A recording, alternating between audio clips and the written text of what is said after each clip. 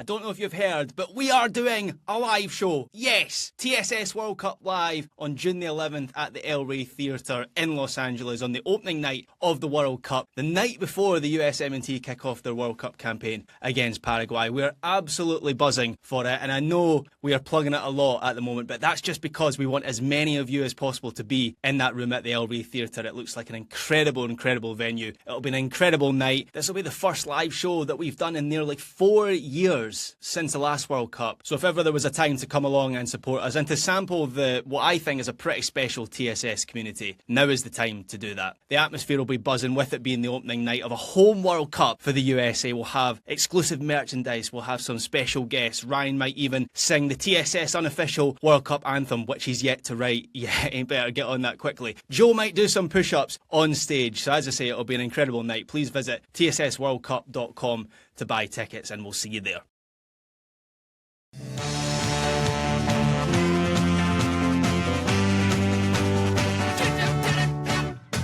Welcome to the Total Soccer Show and our preview of World Cup Group J, the group that has a J and 3 A's. More specifically, Argentina, Austria, Algeria, and Jordan. My name's Ryan Bailey. Joining me to run through these groups, Taylor Rockwell's here. Hi, Taylor. Hi, Ryan. How are you today? I'm doing wonderfully well. I'm looking forward to hear you telling us all about Jordan, the country, not the basketball guy.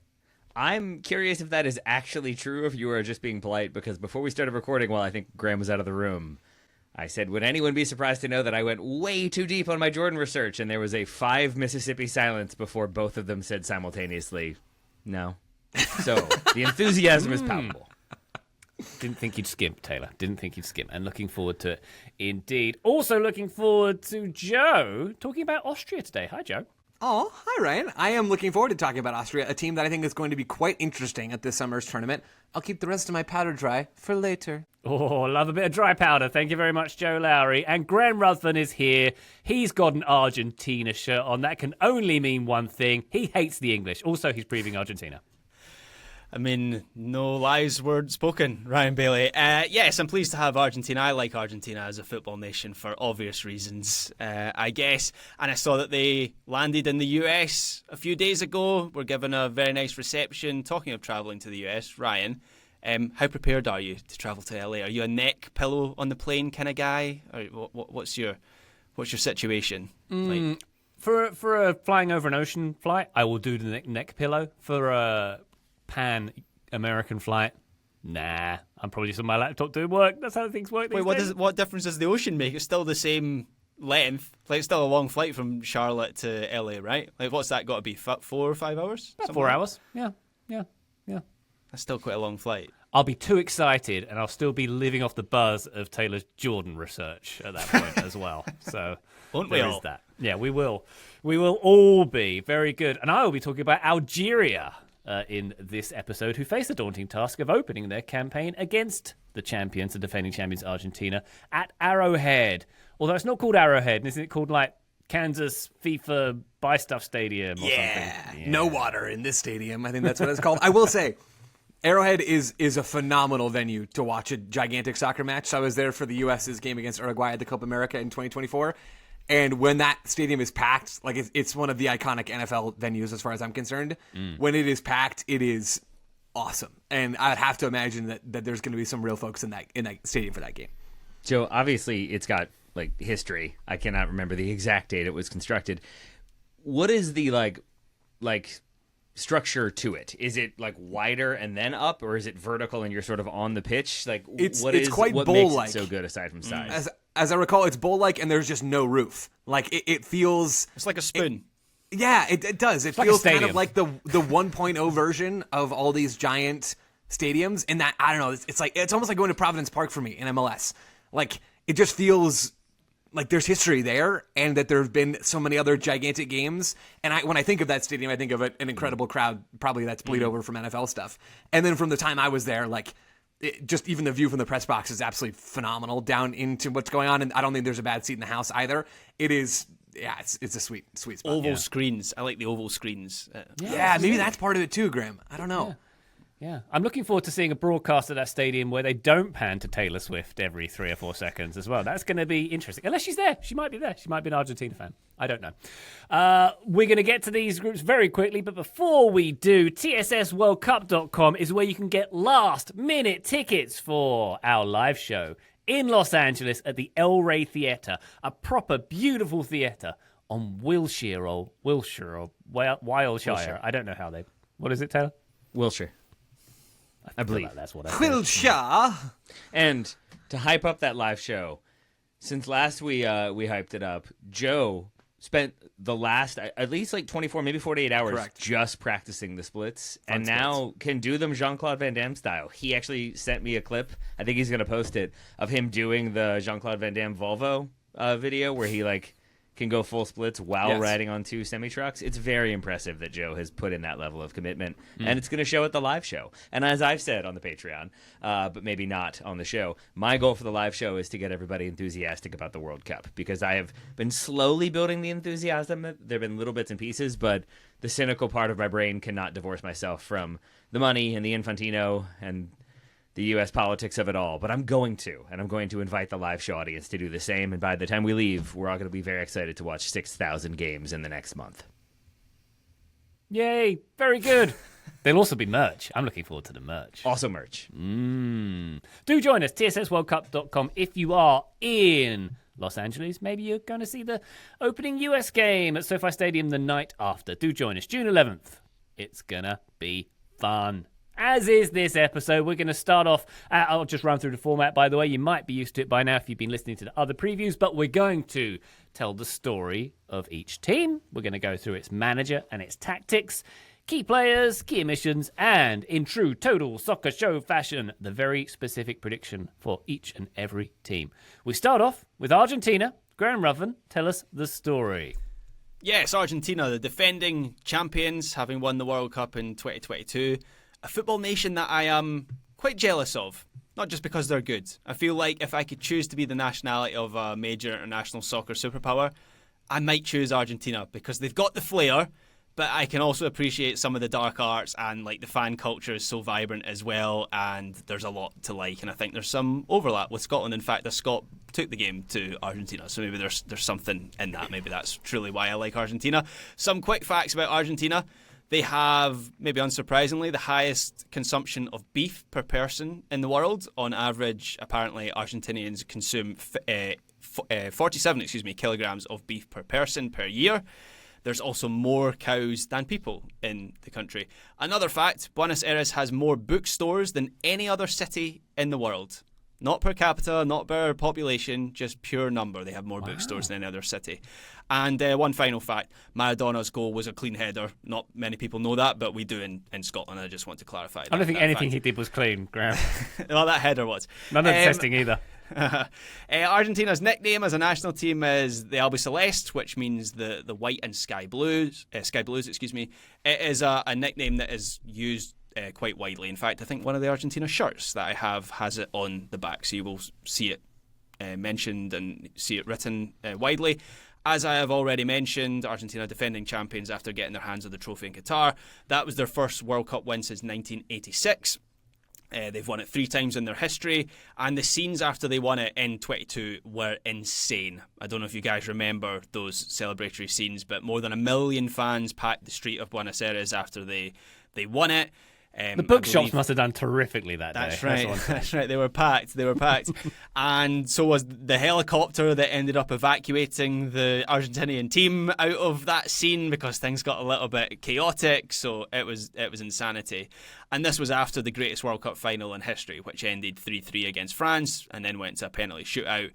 It was possibly the most dramatic game in soccer history, and Lionel Messi got his big moment, the iconic moment of him lifting the World Cup, which was the last missing thing in his career at the time. The core of that team that won in Qatar is still here, and the question is whether they have tipped over the edge in terms of their age and perhaps no longer being in their peak years. But Argentina absolutely strolled through CONMEBOL qualifying, finishing top of the table without breaking a sweat. They beat Brazil home and away and beat them 4-1 at home to confirm qualification. So they were pretty dominant in South American qualifying.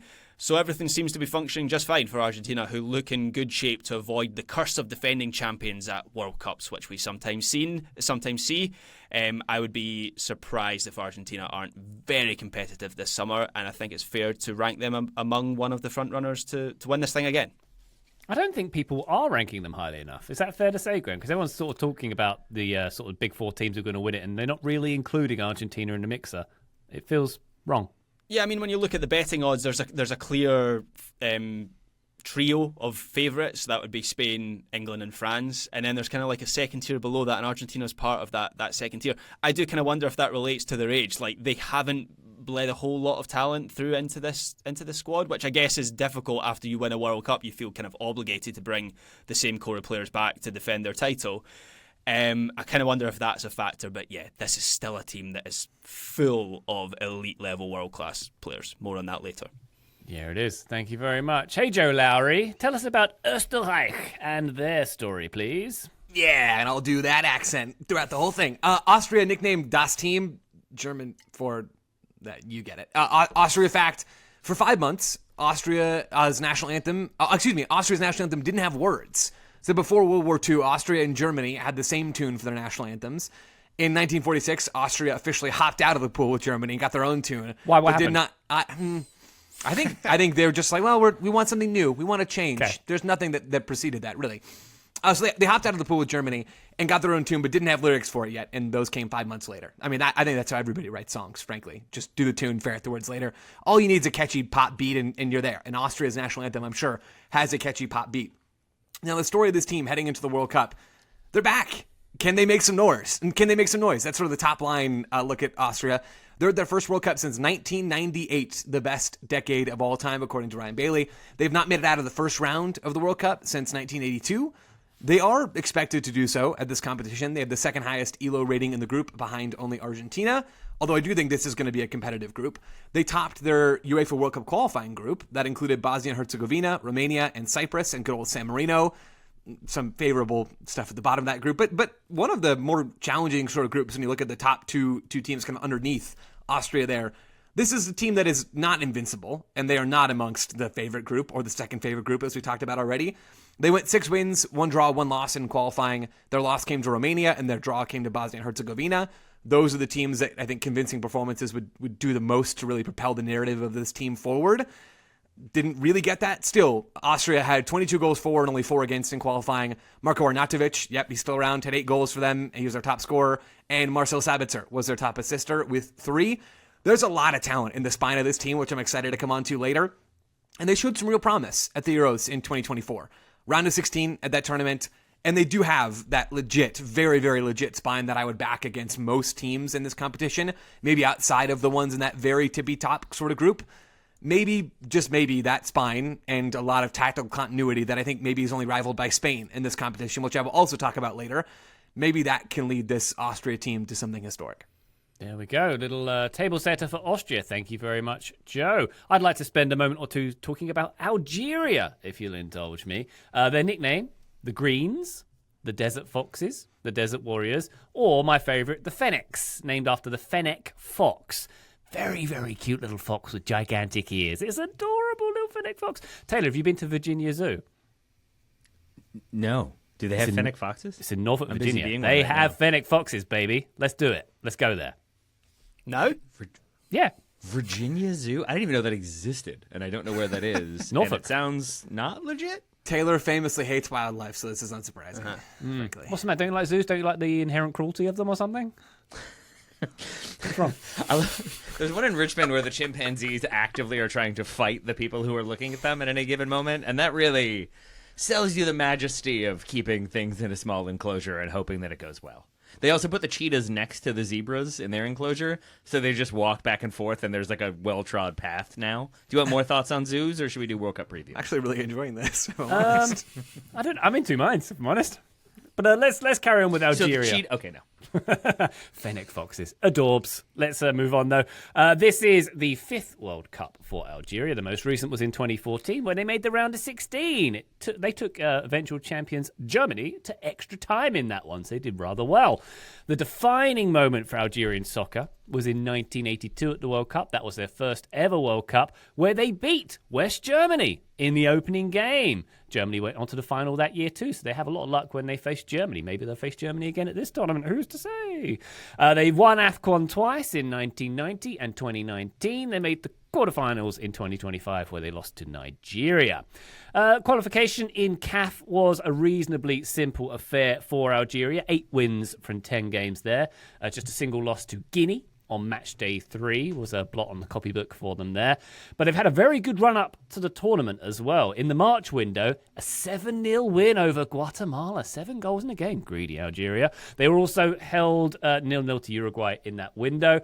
Last week on Wednesday, they faced the Netherlands at Feyenoord Stadium. They won it 1-0. They beat the Netherlands on home turf 1-0. A late Haj Musa winner in that one. Haj Musa is a Feyenoord player, scoring the goal at Feyenoord in his first game, international game for Algeria. Some good storylines there. So the Dutch weren't feeling too smart after that one. That one, obviously a friendly game, but proof perhaps that this team can stand up to the big boys. Very encouraging for Algeria, that one was. In their last 22 games in all competitions and friendlies, they've only lost 1 game as well. So I'd suggest they're in pretty good form long term as well. They are traditionally one of Africa's biggest soccer powerhouses that hasn't quite always realised its potential. That might be the best way to frame them. Lots of attacking potential in this team. Lots of star players who are playing in Europe. And maybe the way to look at them is if Morocco can go deep, then surely an Algeria team with their kind of quality might be able to do a similar thing. It's a long shot, but it could happen. Particularly in this group, I'd suggest they might shape up quite well, with all due respect to the fellow group members of Group J. Now, my it's not a very specific prediction, but my prediction for this team is it could go either way. Boom or bust. I think either a great success and a surprise run of Moroccan proportions, or they're going to get absolutely found out and destroyed. I don't think there's much in between that. I will explain why a little later on in this episode. Yeah, teaser. That's called a teaser. Professional. Very good. Well done. That leaves us with Taylor Rockwell and Jordan. Tell us the story, would you, sir? I shall, and I'm excited to do so. Their nickname is the Chivalrous Ones, which I had to look up and learned that it's an aspirational statement about the character of the players, reflecting the nation itself. Chivalrous is the closest English version of the Arabic word, which loosely is the overlap of chivalry, honor, and nobility of spirit blended together, which is a good statement of intent for this Jordan team. I won't be giving them a TSS nickname because the Chivalrous Ones is too good. What I will be doing is assuming that my co-hosts and listeners have maybe gotten used to my voice while we've been doing these previews. And so I want to make sure that you all are able to stay focused and attentive. So I do have a quiz for you. I have 5 words or phrases that listeners at home or my co-hosts can look out for as I do my preview. See if you can note when they come up. They would be the Malaysia Super League, the Fighting Irish, Hafiz of the Quran, FC Barcelona, and King Abdullah II. We ready for my Jordan preview now? Yep. All right. Sure. So, yeah. Stories so far of the Jordan national team. 3 key things off the jump.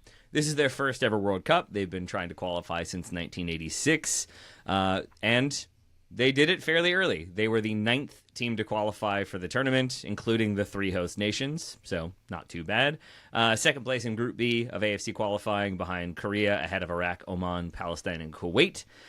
They booked their place with 1 game to spare, so though it looks like they only finished 1 point ahead of Iraq, who beat them on the final day of qualifying, it was actually that they had already qualified and maybe they were already on the beach a little bit. Jordan's domestic league itself is pretty fascinating. Graham and I talked about this on 101, but the roster itself kind of reflects the makeup of, or the current makeup of the Jordanian league. You have 6 players from Al Hussein, who are the current champions. I believe they've won it back-to-back times now. But those are like the only 3 titles in their history that goes back to the early 1960s.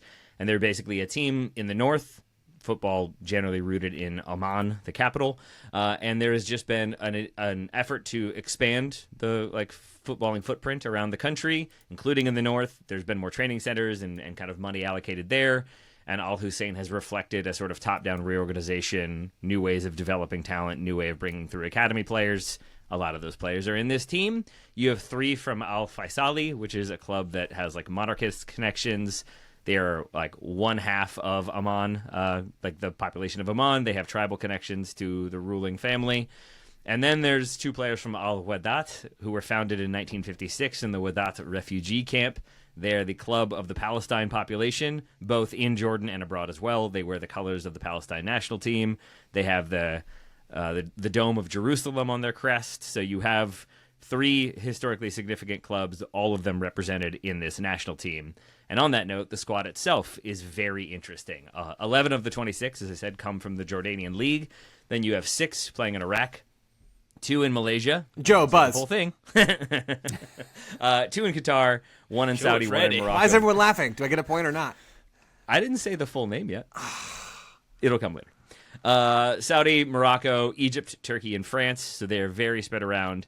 More of a local regional team, punctuated with a few larger talents. But I learned, interestingly, that a reason why they've played in so many disparate locations, a lot of these players, is one, their season is different at times, has been at times, the calendar. So players can play there and then go on loan. But also AFC has specific roster carve-outs for AFC players, which obviously is Jordan. But then also certain North African teams have carve-outs for Arab players. So you have then an explanation for why Egypt, Morocco, and Tunisia have all employed Jordanian players at some point because their roster rules basically require it, allow for it, whatever you want to go with. But regardless, the last thing I wanted to note on this squad is that 23 of the 26 were born in Jordan. So it's not like a team where you have a huge diaspora population or players once they've qualified kind of becoming naturalized. Of the 3 that weren't born in Jordan, 1 was born in the United States, but has represented Jordan since, I think, 2019 when he was 18 years old. 1 was born in Iraq and fled to Jordan. 1 was born in Germany, 2 Jordanian parents who were studying abroad there when he was born, and then they moved back to Jordan. So it's a very domestic team. They've played a lot of minutes together. They've got a lot of resilience behind them. Will they play attacking, inspiring football? I don't think so, but they will at the very least be an interesting team and an interesting debutante at that. Did Joe win the quiz? No, we're treading water, all of us. Still 0-0 across the board. Excellent. Still to come. Excellent. Wow, it's a retention exercise. I'm very excited and invested in this. Let's take a quick break. When we come back, it's managers and tactics for each team. Join us then. Total Soccer Show, welcome back to our preview of Group J. Let's learn a bit about the managers and the tactics in this group. Argentina first, please, Graham. So Lionel Scaloni is still in place as Argentina manager after winning the World Cup with them in 22. There's a strong argument that he is now the most successful Argentina manager in history because under him they have now won the World Cup and 2 Copa Americas, one in 2021 and one in 2024. He obviously played at a high level as a player, got 7 caps for Argentina, but the as a national team manager is really where he has made a name for himself. He threatened to resign actually in the middle of qualification for reasons that were never quite made public. I went looking for them, couldn't find anything. If anyone in the YouTube comments wants to link me to an article that explains it further, I'd be interested in that, but it's safe to assume it was something to do with the Federation, who continue to face criticism for not supporting the national team enough. It seems like Lionel Messi threatens to retire from playing for the national team at least once every couple of years due to the Federation, so that is my assumption there. He remained in his post, Scaloni, and he just seems perfect for what Argentina needs him to be, which is someone who is a buffer between the national team and the Federation, but he also commands the respect of the players. He's very much a player's coach, and tactically he's not someone who overcomplicates things, which I think is why it kind of works for him at international level over the club game. In terms of his approach in general, it will largely be the same as what we saw in Qatar 4 years ago. So base formation is 4-4-2, which then becomes a 4-2-4 or a 4-2-3-1 with 2 in build-up from the back. The full-backs push high and wide to make it a 2-4-4 or that 4-3-5 that we sometimes talk about. I know sometimes it could be a 3-2-5, but they tend to build out with the two at the back. And they want to have the ball. Argentina is very possession-based. They had the highest average possession share in CONMEBOL qualifying. They don't have great ball players in defence, which I know is maybe contradictory to what I've just said about building out with the two at the back, but they don't really take many risks at the back with the ball. There was a goal they conceded in qualifying to Brazil. I think it was in that 4-1 game that I mentioned in the first segment. So ultimately it didn't really matter in that game, but they dithered on the ball at the back. Brazil won the ball high up and they scored. So that's kind of what happens when they take too many risks in build-up. So it's mainly about getting the ball forward quickly.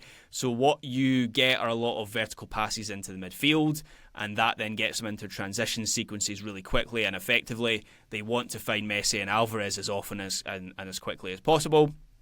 And once those players get the ball, they can get turned, they can dribble in Messi's case, of course, or they can look for runners around them. One of the things I noticed about this Argentina team when I was watching them in my research was, again, this is similar to what I said against about Senegal, how many cutbacks there were from the byline. We've seen Messi score that goal a million times before when he arrives on the penalty spot to finish a square pass or a cutback from a wide position. Argentina do that a lot, even if it's not for Messi. Like, they do it for Messi because he demands it when every team that he plays for. We see it with Inter Miami as well. But they have Julian Alvarez, they have Lautaro Martinez, and a few others who also want that sort of service. So I expect to see that from Argentina at this tournament. They do a decent amount of counter-pressing. Messi obviously doesn't offer a whole lot in that regard at this point in his career. Not that he previously offered a lot when he was younger. But there are plenty of other players around him who are able and willing to be aggressive at a possession. And that aggressiveness is evident in their attacking play in general in terms of how quickly they play it forward. They have ball carriers, they punch passes into tight spaces, they back themselves to control it under pressure. It's all very entertaining stuff. And this is maybe going to sound a little bit silly, and maybe I had a slightly different memory of Argentina winning the last World Cup to the rest of you guys. I'd sort of forgotten how good Argentina are to watch. Like, I don't know whether it's because I've watched like a lot of mid-teams in my research, or maybe some underdogs as well. But I had a great time reminding myself just how good Argentina are. And I'm looking forward to watching them again this summer. Not only will they probably be successful and make the latter rounds of this competition, I think they're going to be one of the more entertaining teams. Very good. Looking forward to that. Thank you, Graham. Austria, Joe, will they be fun and fantastic with their manager and tactics? Tell us more. I think somewhat. Ralf Rangnick is the manager of this team. He's still on the scene, folks. Let's not forget. 67-year-old German manager who pioneered the Red Bull brand of soccer, which has since really, really changed, and I think it's sort of fallen out of vogue at least. But he was the director of football for RB Salzburg in Leipzig. He oversaw Leipzig's promotion from the fourth tier of German football to the Bundesliga, a fairy tale not unlike the Wrexham one. What's the similarity in the Venn diagram? Oh, that's right. Lots of money in the middle of that Venn diagram. Eventually, Ralf Rangnick took charge of RB Leipzig on the sidelines himself. After years of coaching in Germany, he had an interim stint at Manchester United, which went awesome. That was 5 years ago now. That blows my mind. He has been in charge of Austria since 2022. After they failed to qualify for that year's World Cup is when he was appointed. And under Rangnick, Austria topped a really tough group with France, who they lost to, and the Dutch and the Poles, who they both beat. And they went on at that tournament to lose in the round of 16 to Turkey.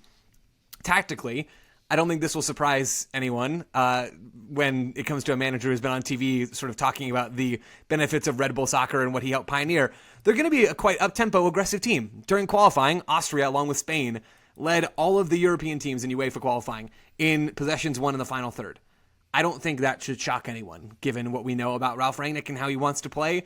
They prefer to attack quickly in transition after keeping the ball in the opposing half as much as possible. They tend to use either a 4-2-2 or a 4-2-3-1 with the ball, but there are quite a lot of positional rotations and things that come out of that starting shape that remind us all that formations are kind of starting points more than they are defining to a team's tactical approach. What we don't tend to see with Austria a lot is a pure back three. They don't tend to really ever defend in a back three. But they will rotate out of that double pivot in midfield into more of a single pivot in build up and even some possession moments to try to really push numbers forward to overload the opposing back line. Those numbers high up the field then can sort of help push back the opposing back line, create extra space to charge into, and then also play balls in behind the opposing defense. They're a very aggressive team and really kind of a hopeful team when it comes to hitting those vertical passes in behind.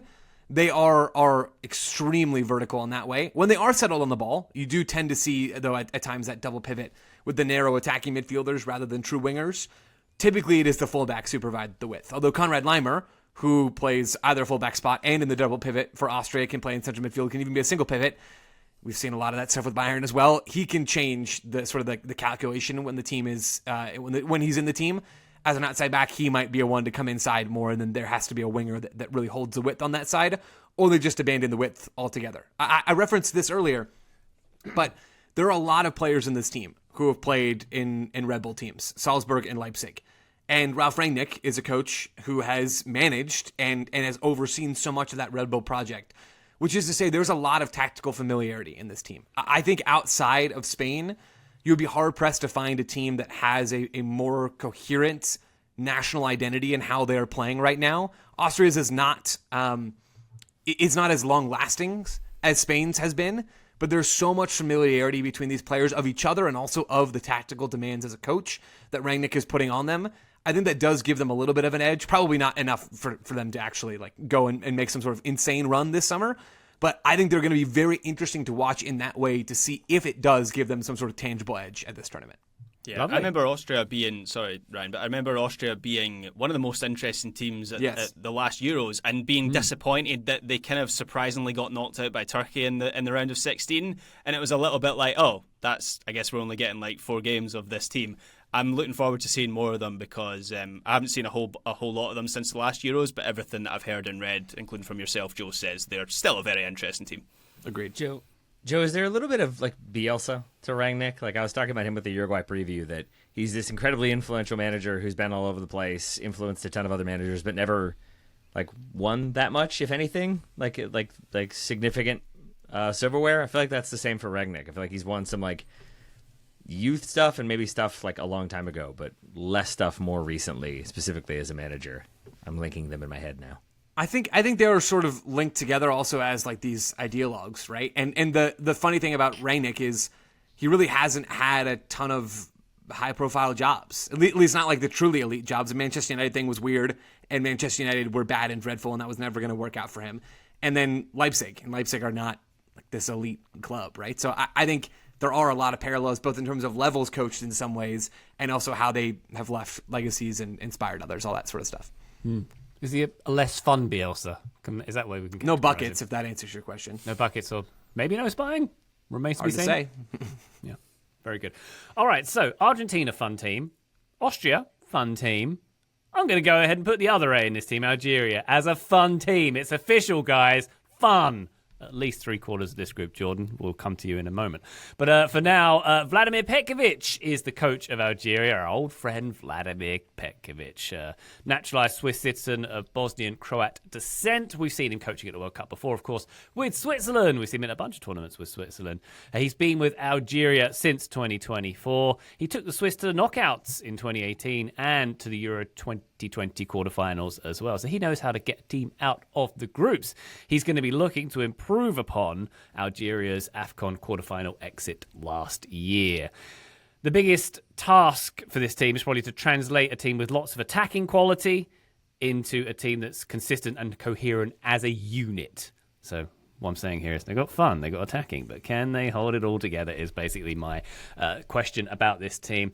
Traditionally, the defence has undone this team on the big stage. That is the risk, essentially, for this Algeria team as well. But hey, they're fun. They're attack-minded. They're not going to do the defensive low block and scared to take on the big boys thing. They are bucking the mid-tier team trend, are Algeria, in my opinion, in this one. Don't prove me wrong, Algeria. 4-2-3-1 is probably how they're going to set up in this one. They do like to keep some possession and control. Sometimes accused of being a bit slow and ponderous, maybe not as vertical as some of the other teams we have discussed in these previews so far. That's in and out of possession, the slow and ponderousness, that is. Playing a bit more expansively than a team of their level might do at this tournament as well. Does leave them open to the counter potentially, and their defence might be lacking. So that's essentially why, when I teed up earlier, this is boom or bust for this team. They're going to be terrific and going and electric going forward, and they're going to go deep, and it's going to be super fun.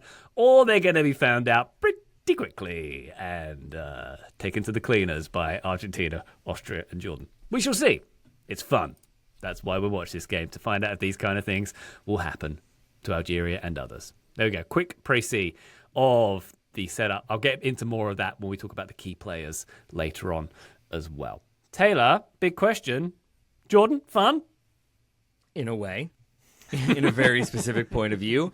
First off, I should say, since last I spoke, I've been kicking myself for not making it Malaysian Super League in the first segment. I feel like Joe should get that point, as should any listeners who went with it. Got to space these things out.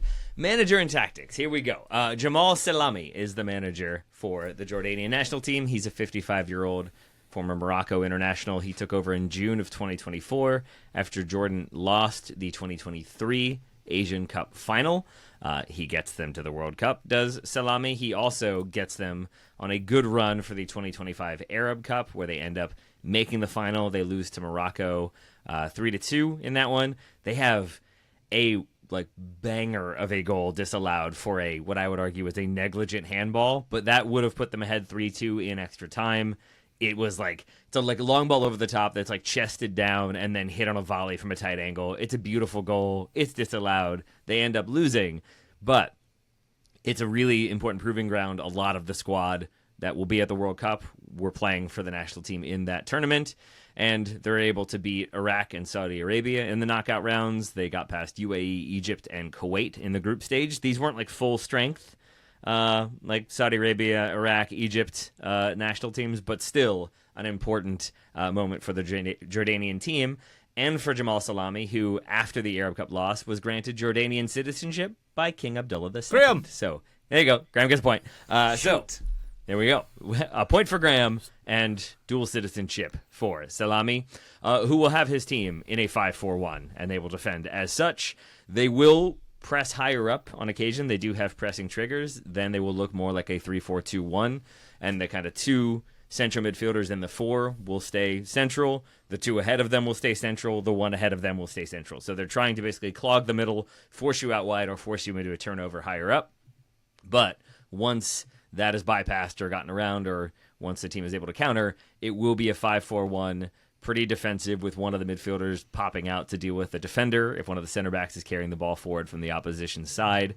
But even with that said, they do still leave space in behind for direct play, and they can be too open, especially when they are transitioning to attack. Most of Morocco's chances in that final came when Jordan tried to attack and turned it over in bad spots. So Austria, get ready to feast. Their right side in that final was also a bit of a problem. Right wing back Issam Smiri started the game, subbed off at halftime. He is not on this roster. Substitute was Adam Al-Qureshi, also not on this roster. That leaves them with one outright right wing back in Ihsan Haddad, who is 32 years old. I'm assuming other players will deputize there, but that is an area of weakness in a team that has plenty of weaknesses.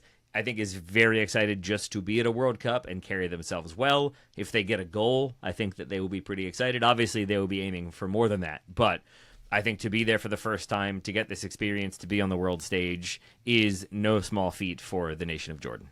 Excellent stuff. And quiz point for Graham. I was too busy thinking about how delicious salami is. Never mind. Not going to lie, I was also thinking about that some. Let's take a quick break. Well, most of the Jordanian national team has probably not had. Is salami pork or is it beef? It's pork. Yeah, that's what I thought. Yep. Don't ask the question. You don't want the answer. No, salami's. Oh no. Salami. Obviously, if you can't eat that sort of thing, salami is a great food. Love it. Huge fan. What you said. No, I'm even hungrier. Let's take a quick break. When we come back, we'll talk about the key players from each of these squads and some very specific predictions for them. Let's come back in a second. Total Soccer Show, welcome back to our preview of Group J. We go now to Graham Ruthven, who's going to tell us about Argentina's key players. I can't imagine one of them's not going to be called Leo Messi, but here we go. Yeah, he's in here. I'll talk about him. And as you would expect for defending champions, Argentina have a squad full of world-class players.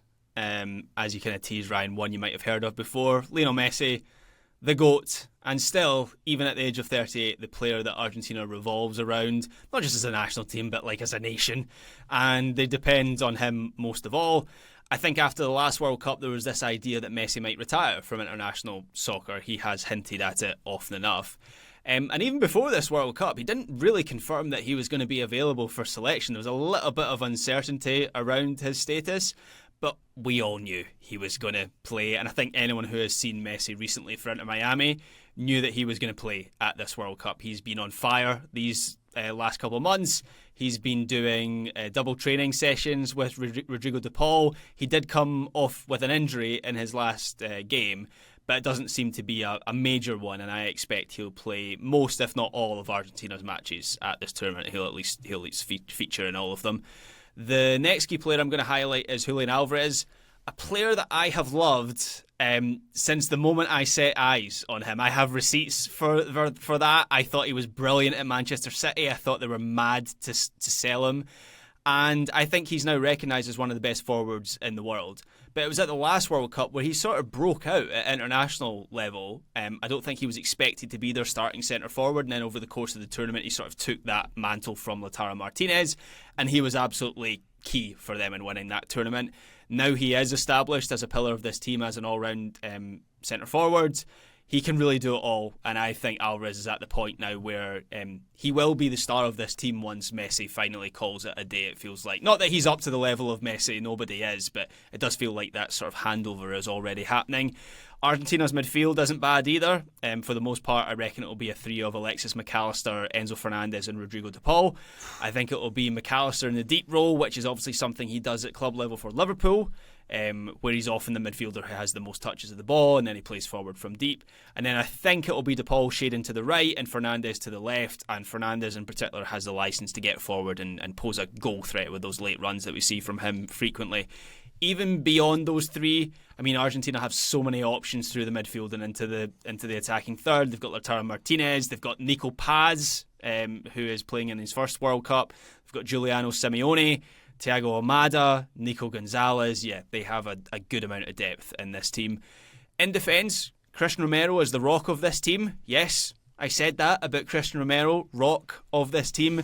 The national team tends to bring the best out of Christian Romero. He's still very aggressive and quick into the tackle. He's good in the air, but he doesn't seem to have like as many rash moments for Argentina. I look forward to have completely jinxed him for this tournament and red card in the opening game, but they do seem to get the best version of Christian Romero, not the Spurs version of Christian Romero. And then next to Romero, it will likely be I think it'll be Nicolas Otamendi, who might be 200 years old at this point. It could be Lisandro Martinez, but Scaloni has always favoured Otamendi, I guess, for like his physicality, and like I guess he's quite difficult to shift, Nicolas Otamendi. And then finally, I have to mention Argentina's starting goalkeeper, the guy who is an absolute deviant with a golden glove, Emi Martinez, not Ryan's dog. Another player who seems to produce his best form for the national team. His save against Colomwani in the 2022 final was, I guess, one of the most consequential saves in soccer history. Obviously a big character, a bit eccentric, but he is a key member for Argentina. And similar to Romero, like Argentina get the best version of Emi Martinez in this team. So to finish off, my VSP, I'm going to focus on Julian Alvarez, who is legitimately one of my favourite players and has been for a long time. My VSP is that he will create more big chances over the course of the tournament than Lionel Messi. Messi has been top of that metric for basically every tournament I could find that he's played in. He was also top in qualifying, but Alvarez was one behind him in qualifying. And I think Messi, well, I was very careful with my language. I said he'll play in every game, I think, or most, if not all, is what I think I said about how he's going to play in all these games. But I do think he'll be protected, at least in the early stages of the early matches of this competition. And I don't think that'll be true of Alvarez. I think he's going to play like 90 minutes of every game. He's such an important player for this team, and I think we're going to see that in a major way at this World Cup. Very good. Thank you very much, Graham. Joe, would you like to tell us about Austria's key players and maybe, if you feel like it, a very specific prediction as well? Oh, I feel like it, baby. Let's do this. Austria will be without RB Leipzig star Christoph Baumgartner for this World Cup. Huge loss for them. Baumgartner was coming off of a club sort of historic season. With RB Leipzig, had 13 goals and 8 assists in a career year, more than doubled his goal contributions from any previous season. He suffered a thigh injury before Austria took on Tunisia in one of their pre-World Cup friendlies. That is a big loss to this team and puts the attacking impetus elsewhere for Austria. there are still a lot of talented players in this group. RB Salzburg's Alexander Schlager is expected to be the starter in goal. At center back, you've got Kevin Danso, the 27-year-old Tottenham center back. You've got Freiburg's Philipp Leinhardt, a former Real Madrid youth player, where he was teammates with Martin Odegaard. He could start also. And then, of course, David Alaba, 33-year-old, continues to struggle with injuries, though, for Real Madrid. And I'll be honest, I'm having a difficult time pinpointing exactly how big his role will be for Austria in this tournament. It seems foolish to rely on David Alaba at this stage of his career in any real way, I'll say that much. At fullback, I mentioned Konrad Leimer already. 27-year-old for Bayern Munich, can also play in midfield. He is a really, really important piece of this team, and he's going to play. It's just a question of where exactly that's going to be. I think we may end up seeing him mostly play as a right back, just because of how much depth and quality is in the actual central midfield for this Austria team. RB Leipzig's Xavier Schlager is a regular. RB Leipzig's Nicholas Seywald is a regular in this team. Those two are probably the most likely starters in the double pivot. And then you move up a little bit higher, and you've got Marcel Sabitzer, who's going to be mostly on the left side of the attacking midfield group, sort of this narrow left winger. He's at Dortmund now, has played everywhere across the field in his career, but seems to have found his home in the left side of the attack for Austria. And then you've got Karne Chukwuemeka, first try. Never struggled with that name before, never will again. Dortmund's 22-year-old can play as a central midfielder or a little bit further forward, and I do wonder if that could be a way that Austria get a little bit more out of the attack. Recently switched his country to Austria, which is where he was born, rather than playing for England, which didn't seem like he was really ever gonna crack that. But he did play for England at the youth national team levels. On the right side of the attack, you've got a few different options that we could see. Werder Bremen's 26-year-old Romano Schmidt is a dangerous creator, and PSV's Paul Wanner as well, formerly at Bayern Munich. Wanner has done the Malik Tillman thing, really, of not quite being good enough to play for Bayern, and then you go to PSV and do quite well for yourself. Up top, 37-year-old Red Star Belgrade striker Marko Arnautovic is still around. Still, it feels like you pretty much dust him off for any of the next two World Cups while we're at it. I mean, the way that he plays is not terribly reliant on a lot of mobility.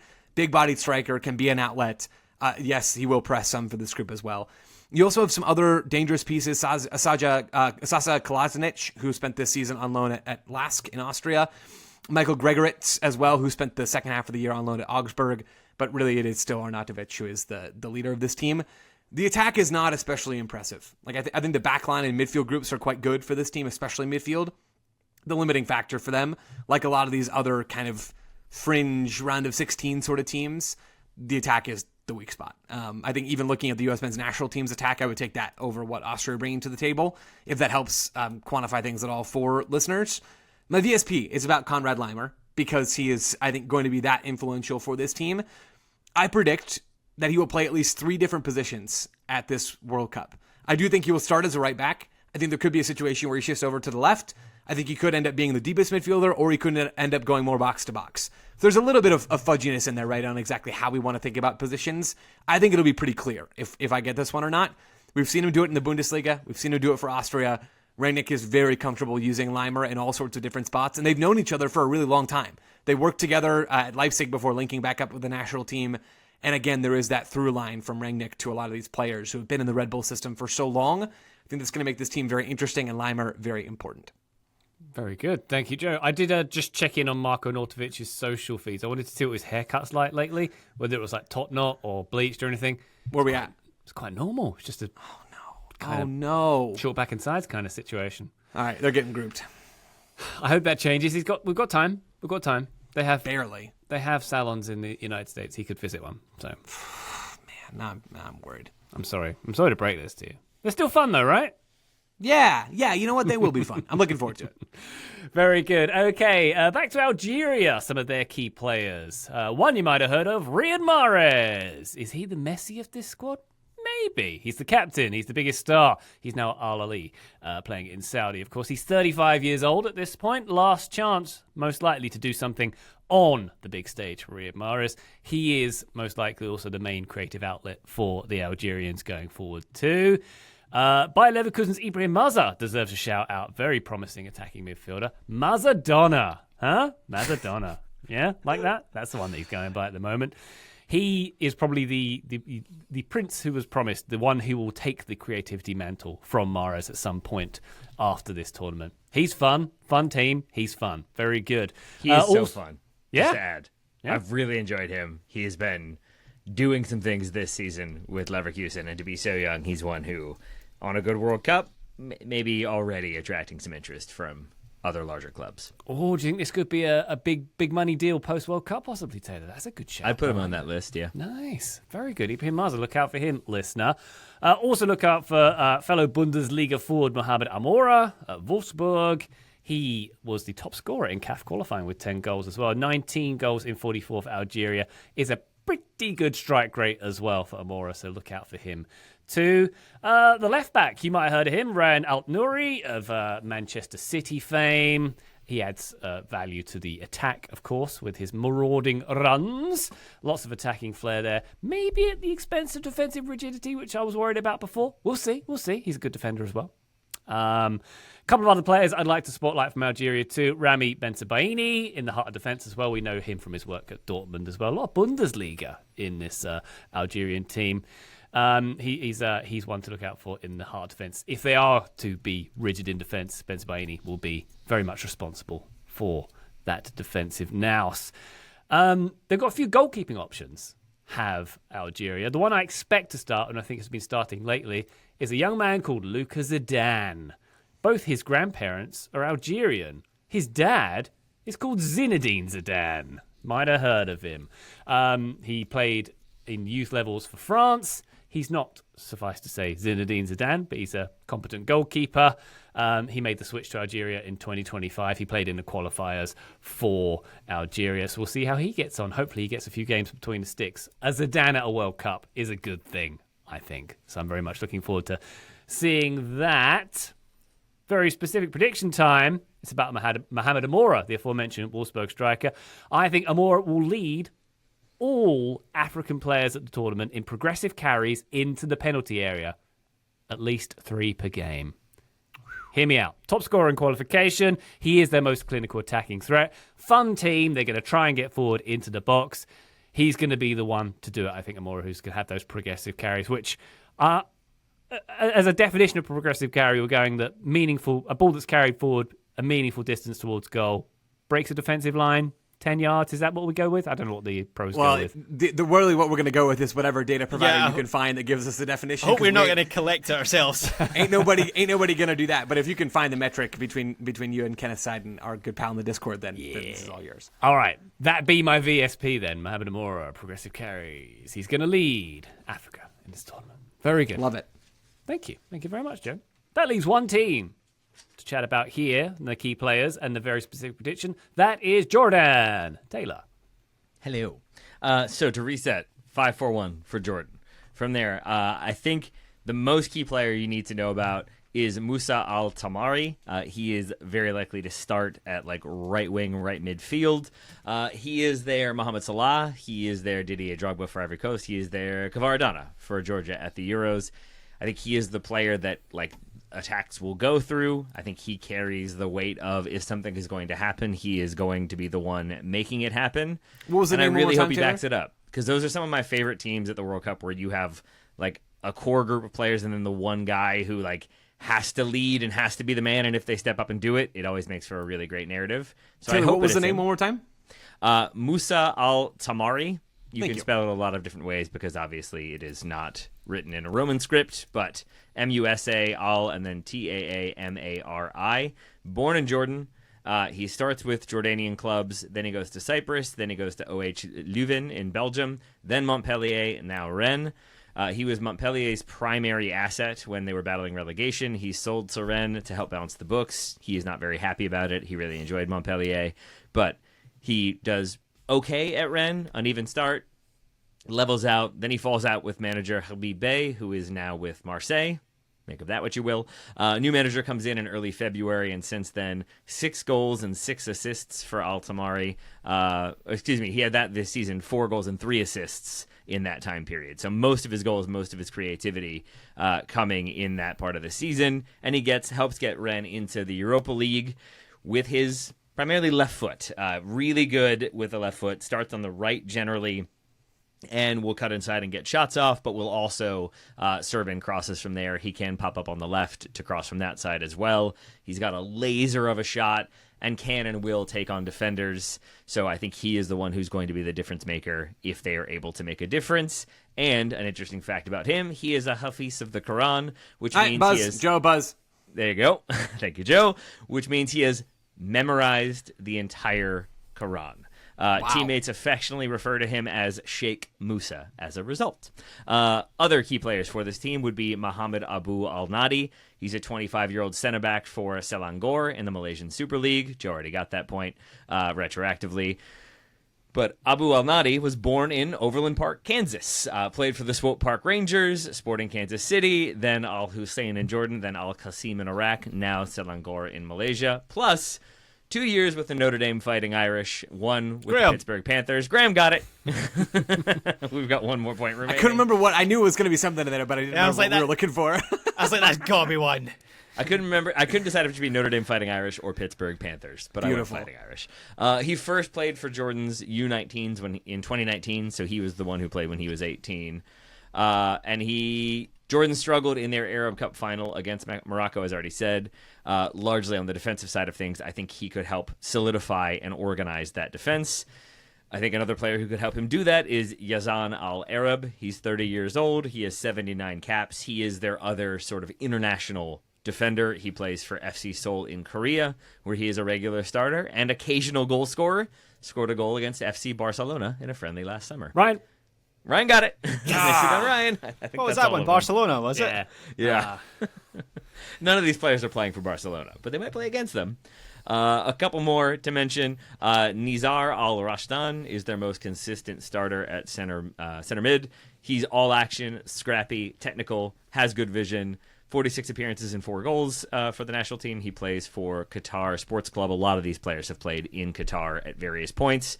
But he is the one who will fly into tackles, win the ball, but then also play a through ball that does actually trigger an attacking moment. So Nizar Al-Rashdan is the center midfielder to keep an eye on. And then up top, wearing the number 9, playing as a number 9, is Ali Olwan. He also plays in Qatar. He's 26 years old. Almost 30 goals, maybe 29 goals, I think, in 65 caps for Jordan. He was the top scorer during qualifying and in the Arab Cup. Good in the air.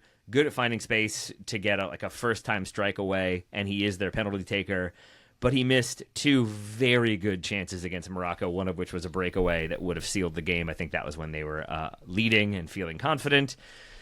So if he gets similar opportunities, he's the one who is historically most likely to score. Whether he does so, we'll see. Last player I wanted to mention, and it leads to my specific prediction, is Yazid Abu Layla, who is very likely to be their starting goalkeeper. He is 33 years old, plays his club ball for Al-Hussein in Jordan. He has 75 caps. And my prediction is that he will have at least 1 very good save and then 1 absolute howler.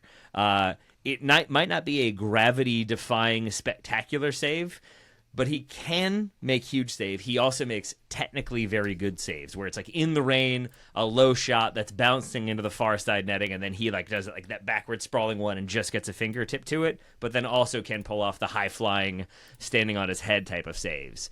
But then against Morocco in that Arab Cup final, he had 3 very obvious errors where he drops the ball or spills it back into the run of play, and that is not counting the fact that he is beaten by a shot from Morocco's own half. That is not even the howler I'm referring to, but that does happen because he's caught out so far.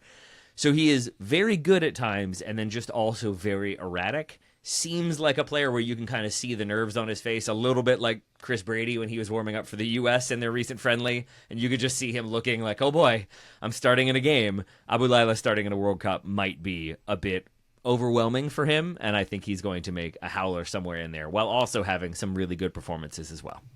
Very good. Thank you very much, Taylor Rockcourt, and thank you for providing a little quiz fun in this episode too. I'm glad I got a point. I famously hate to interrupt all 3 of you on this. Right. So very unlike me you. too. Yeah. I didn't want to jump in. So that's very good stuff. All right. How are we feeling about the way this group is going to shake out? I'm assuming, is it an Algeria-Austria fight for second place behind Argentina? Fair? I think so. I mean, I do think that this group has a lot of potential for fudginess amongst the non-Argentina teams, which could make it quite fun. If I was really pressed, I would go the order that I think everybody thinks, which would be Argentina, Austria, Algeria, and Jordan. but I would not be shocked, anywhere near shocked, if there was some shuffling of those last few teams. Yeah, I'm a little bit higher in Algeria now that I've heard your preview, Ryan. Like, and especially when you're reading through Fungeria, some of the you mean, Graham? Fungeria, well, as no one's calling them. When you're reading through some of the just like individual players as well, I was like, oh yeah, forgot he was Algerian. So they seem like a stronger team than I maybe had given credit for before your preview. So Graham, who were your top three? Oh yeah, I forgot he's Algerian. Ben Sabaini was the one I was like, oh, they've got quality at the back as well. Ait Nouri was that one for me. Yeah. As well as Maza, who really is very good. Awa, also, I forgot that he had switched from France to Algeria, and though he's playing in Saudi at this point and not quite living up to the initial hype when he broke through with Lyon. Like, that's a very good midfield. They've got some talent. It's going to be interesting. Yeah, I think it's Argentina for sure. It would be amazing if Algeria pulled a Saudi Arabia and sprung a complete surprise and got points off of Argentina to start group play. Feels less likely, but I think, Argentina, I think Algeria, and then Austria, and then Jordan. Maybe Algeria will be inspired by the rake of the stadium at Arrowhead and those circular screens or whatever they were. Yeah. That'll be it. Very good. But as I say, I think they're boom or bust because they got loads of fun teams, but are they greater than the sum of their parts? That is the question that many teams will face at this World Cup. There we go. That's Group J in the bag. Stick with us, listener. 2 more previews to come on the feed. Next up, Group K, which is Portugal, DR Congo, Uzbekistan, and Colombia. Looking forward to that one. But for now, Taylor Rockwell, thank you very much indeed for your Jordanian expertise. My pleasure, my friends. I've really enjoyed that one. Thank you all as always. Joe Lowry, loved the Austria stuff. Thank you very much. Hey, thanks, Ryan. And Graham Ruthven, thank you for telling us all about Argentina. Thank you, Ryan Bailey. Listener, thank you for joining us on this one. We'll be back very shortly with Group K, but for now, bye!